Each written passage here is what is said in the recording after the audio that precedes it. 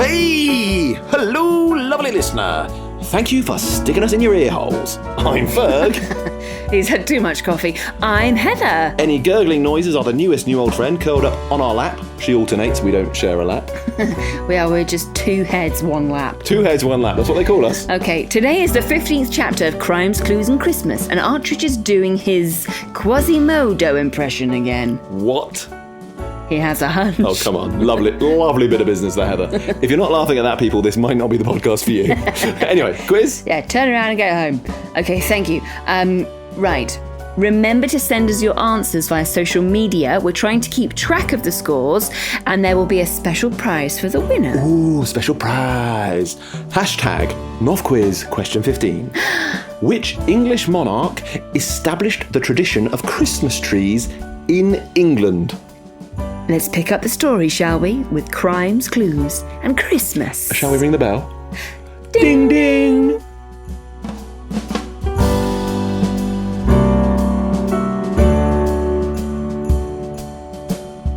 Crimes, Clues and Christmas, Chapter 15.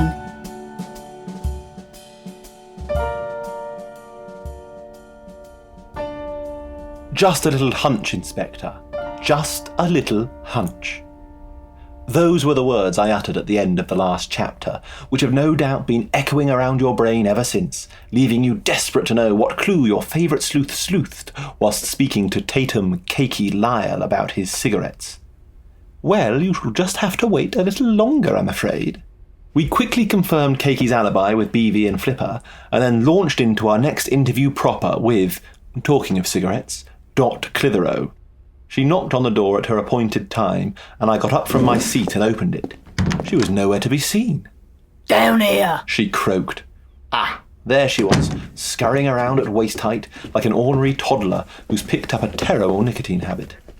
She launched herself up into the seat and looked at O'Rowby. Mind if I light up? She asked, to which O'Rowby looked understandably confused, given as she had two lit sticks already clutched in the knuckles of her left hand. Be my guest, he replied, and she dexterously produced another and lit it with a fluid motion of her left hand. OK, let's get down to brass tacks, shall we?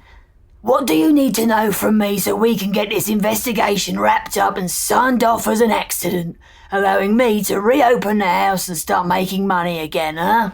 I'm afraid I couldn't tell you just at present, Mrs. Clitheroe. Come on, you don't need to keep secrets from Dot. What do you need? I can help with the gossip. Rudy has been given it a horizontal pas de deux with more like 21. But as far as I know, he's never convinced the money-grabbing Daisy Love to dance the libido lambada with him. Maybe his ego was bruised. Marlena hated her, naturally, and she is German, lest we forget. Barrington was tying himself in knots because the poor girl couldn't handle his steps. Maybe if she spent a bit less time moaning about her fee and more on where to put her feet, but there we go. Plenty of suspects for it. But you ask me, Cakey is your man. He is obsessed with Marlena. Not that she gives him the time of day, mind. Could be he saw this as a way of grabbing her attention. You know, bump off the rival and rise up the estimations of his beloved. That sort of thing. I mean, a bag fell from the fly floor and he's the head flyman. So there you go, we can get by without Cakey. BV can cover, arrest him and close the case so we can get back on with our work, eh? It was quite a speech, and at its conclusion, Dot took a well-earned drag on all her cigarettes, clearly satisfied she'd put the matter to rest. O'Rowby was far from convinced, though, and I was with him. That's all very illuminating, Mrs. Clitheroe, but Mr. Lyle has a verified alibi for the time of the incident. Does he? Barrington, then? Likewise, he was stood not a few feet from Daisy at the point of impact. Oh, I don't know. It must have been an accident, I suppose.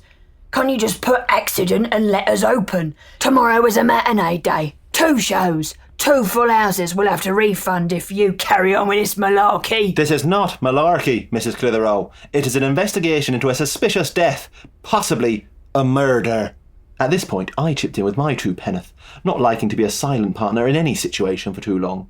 What about Rawlins? What about Rawlins? You've given motives for almost everyone else. Why not Rawlins? I've not given you motive for Father Christmas either, Mr. Artridge, and he's about as likely as a culprit as Eldridge. Why would Eldridge want to harm Daisy? I think that's exactly what Mr. Artridge is asking. Well, he wouldn't, would he? With Daisy hurt, Killed? with Daisy killed and the theatre shut, he'll be losing money on his investment, won't he? Money isn't always everything. That is only true for those in the middle, Inspector. If you ain't got none, let me tell you, it's bloody everything. And for those that have pots of it, they get obsessed with wanting more pots, bigger pots, nicer pots, better pots than your friends and family. To a certain kind of person, money is everything. Money and power. Going back to why Eldridge couldn't have done anything about it, he was down in the auditorium, same as Barrington. What about you? I was there too. I popped my head in to take a look at how rehearsals was going. Here, she blushed a little and flashed a warning look at me. You know, to check they weren't suddenly gonna need 50 new costumes or something. And then, when I saw Rawlins, I went over to keep him company. Weren't there more than 5 minutes before the bag fell? Speaking of costumes, what about Charlotte McConstance? Oh, I thought we'd covered Chaz's involvement, Inspector, I interrupted.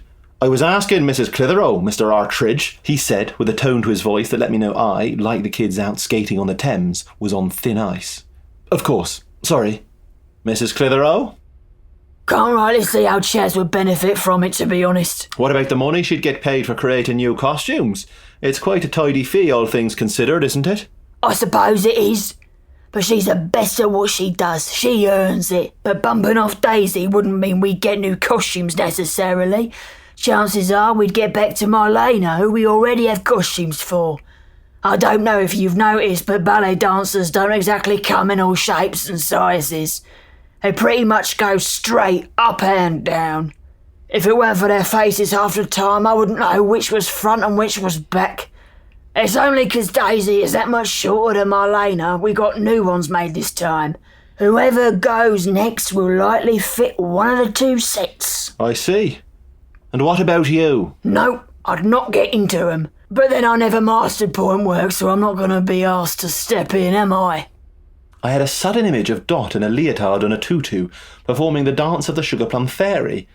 To see what I saw in my imagination, I invite you to envisage one of those novelty dolls one sees in coastal B&Bs for hiding the toilet paper, affixed to a large spring like a jack-in-the-box, bouncing all over the stage.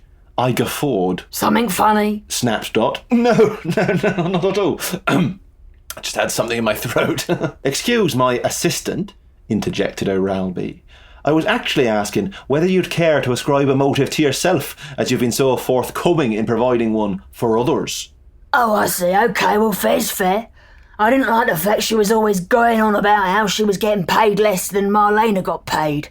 I mean, she's Daisy Love and Marlena is Marlena Schweinvolger. Don't ask me to spell it, I don't speak German. It's got those dot things floating somewhere. But if you're really looking for something, I suppose that would be it. Thank you for your honesty, Mrs. Clitheroe. That'll be all. Can we open the theatre for tomorrow's show then? Said Dot as she got up, actually down, to leave. It's still a bit early to say, but I'd say it probably is unlikely. Unlikely? Bloody unlikely, he says. Why can't we just open? Who is it hurting? She chunted away to herself as she left. The next person for us to speak with was Rudy Lightfoot, fully in persona, lisp and all. I don't know what to say, Inspector. Well, whatever you say, can I ask you to say it more softly? I'm getting soaked. Soaked? Oh, I see. Sorry. You see, I spent some time in Spain. Yes, Mr. Artridge filled being on your background. All of it. Artridge, I thought we were boys, whined Rudy. I'm sorry, Rudy, but with what happened to Daisy, I needed to share everything I knew. Fine. Well, what do you want to know then? I'm really interested in the conversation you and Mr. Artridge were having before you were interrupted by Chaz McConstance. What conversation? I don't remember. But the way Rudy was shifting in his seat like his underwear was slowly heating up gave him away. I think you do, Mr. Lightfoot. The conversation about someone involved in the ballet who was bleeding you dry. Am I getting that quote right, Artridge? You are, Inspector. Great. So, Mr. Lightfoot? I don't remember. You don't remember who was bleeding you dry, or you don't remember the conversation. The conversation. You told me it was going to blow my socks off. Did I? Funny expression, that, innit? Blow your socks off? How would that even work, in reality? Oh, I don't know. I guess the revelation is shocking enough that your hairs stand up on end with such force they shoot your socks from clean off your feet. But what about your shoes? Gentlemen, barked O'Ralby, not without reason. Can we remain on track, please? Mr. Lightfoot, who was it who was bleeding you dry? Right, okay. Well, look, I was probably laying it on a bit thick, actually. She wasn't bleeding me dry, now I think about it. And besides, I'd got on this winner down the dog, so it was all sorted anyway. Best let bygones be bygones, right? Finally, the inspector could take no more and exploded. Mr. Lightfoot, if you continue in this vein, I'll charge you with the obstruction of justice. All right, it was Daisy. But like I said, it was dealt with already. Daisy? Daisy Love? I couldn't imagine the sweet creature I'd spoken to swaddled in a scarf doing anything that could remotely be described as bleeding them dry. What was she doing? She found out about my past. She knew I didn't have any actual training or nothing, and she said it wasn't fair that she'd worked so hard and had to overcome so much, and I just swanned right on in. Which was proper unfair for two reasons. First off, if anything, I had to work harder coming from where I came from. And secondly, she knew I'd never got to play the Prince in Swan Lake because I hurt my Achilles last year, so using that word was out of order. Are you saying Daisy Love was blackmailing you, Mr. Lightfoot? Yeah, she was. But it was over. I'd paid her off with my winnings. It was all done. I didn't have any reason to hurt her. Because blackmailers are creatures of honour and never return for a second bite of the cherry. Oh, bloody hell. Well, this is why I didn't want to tell you. Because it makes you sound like a very attractive suspect for wanting to hurt her. But I didn't want to hurt her. Just scare her a little, perhaps. But you got your calculations wrong. She ended up getting hit. What? I ain't never been up to the fly fort. I wouldn't know how to rig a sandbag to fort, and I was stood on stage at the time. It could just as easily have been me what got hit if Barrington had told me to take centre and weight, just like he did Daisy. The inspector and I exchanged a look. While Rudy's route into the ballet did provide a possible motive to remove Daisy, was it really worth killing over? And for that matter, he was hardly alone in having a reason to get rid of the poor girl. We wrapped the interview up without much else of note and ushered in our last interviewee of the morning, Eldridge Rawlins. The old boy came in and took his seat stiffly, sitting on the chair with his back ramrod straight as though he were a corporal being admonished by a superior officer.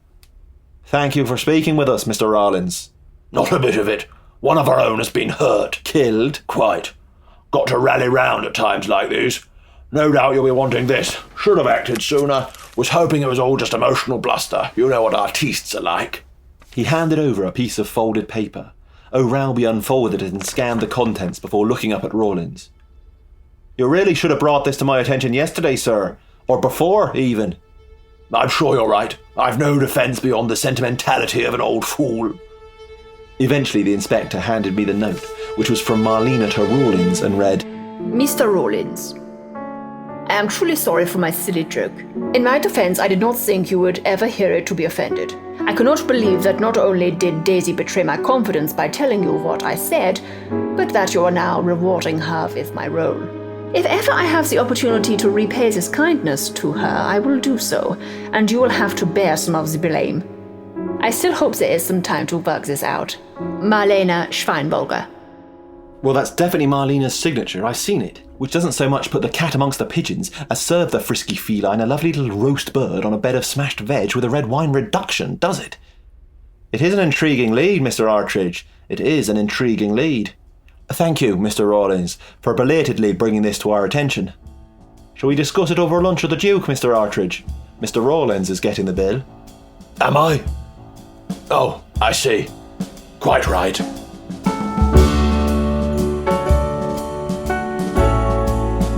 Crimes, Clues and Christmas is a New Old Friends production, part of the Comedy Whodunits For Your Ears podcast series. Written and performed by Feargus, Dunlop and Heather Westwell, with sound and music by Fred Riding. New Old Friends gratefully acknowledge the support of Arts Council England in making Comedy Whodunits For Your Ears.